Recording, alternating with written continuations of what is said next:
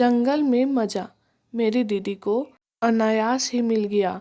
जब हम दोनों जंगल में थे, एक बूढ़े ने हमें देख लिया और वो भी हमारे साथ ब्लैकमेल करने लगा।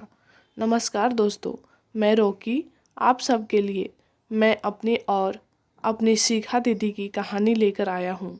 ये ओल्ड मैन का वाकया यूँ हुआ कि एक बार मुझे और दीदी को कपड़े की खरीदारी करने जाना था।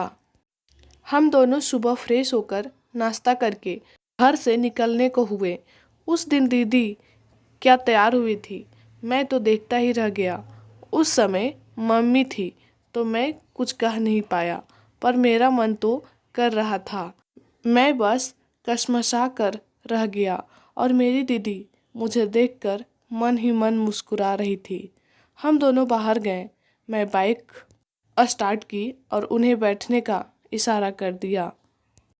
दीदी बाइक पर एक तरफ टांगे लटकाकर बैठ गई। वो मेरे पीछे बाइक पर बैठी थी। हम कुछ दूर ही पहुंचे थे कि धीरे धीरे मेरी दीदी मेरी पीठ से एकदम चिपक गई।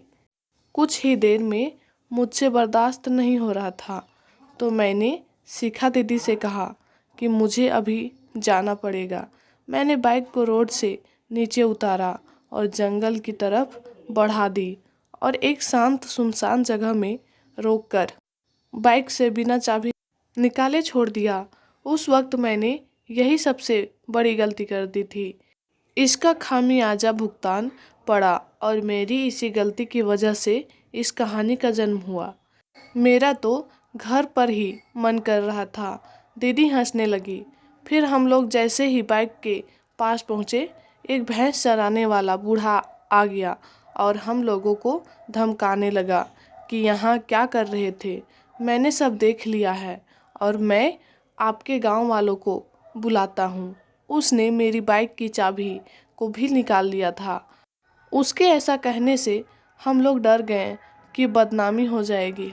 हमने बूढ़े को पैसे ऑफर किए, मगर बूढ़े ने मना कर दिया। वो मारने की धमकी देने लगा। डर से हम दोनों भाई बहन कांप रहे थे। अब मैं और शिखा अपनी गलती पर पछता रहे थे। हम उससे माफ़ी की भीख मांगने लगे। बूढ़े ने सीधे और साफ तरीके से कहा कि मुझे इस लड़की को एक दिन के लिए मेरे साथ रहना होगा। शिखा दीदी ने पहले तो मना कर दिया। बूढ़े ने अपना फ़ोन निकाला और वो गांव वालों को फ़ोन करने लगा। मैंने उससे कहा, अंकल 5 मिनट रुको, मुझे उसे समझाने दो। मैं शिखा दीदी को थोड़ा दूर ले जाकर बोला, अगर इसकी बात नहीं माने तो ये पूरा बदनामी करवा देगा। दीदी, मेरी वजह से ऐसा हुआ है, अब ये बूढ़ा मुझे छोड़ेगा नहीं। मैंने उनसे सॉरी कहा और उन्हें जाने की हाँ करने के लिए मनाया। फाइनली कुछ देर में शिखा दीदी मुस्कुरा कर बोली, बस मैं एक दिन ही इस ओल्ड मैन के साथ रह लूँगी, बोल दे, और उसके बाद ये हमें जाने देगा। मैं समझ गया कि दीदी को भी कुछ नया और अलग अनुभव लेने का मन हो रहा है। मैंने बुड्ढू के करीब जाकर कहा कि अंकल, आप एक दिन रह लो और हमें जाने दो।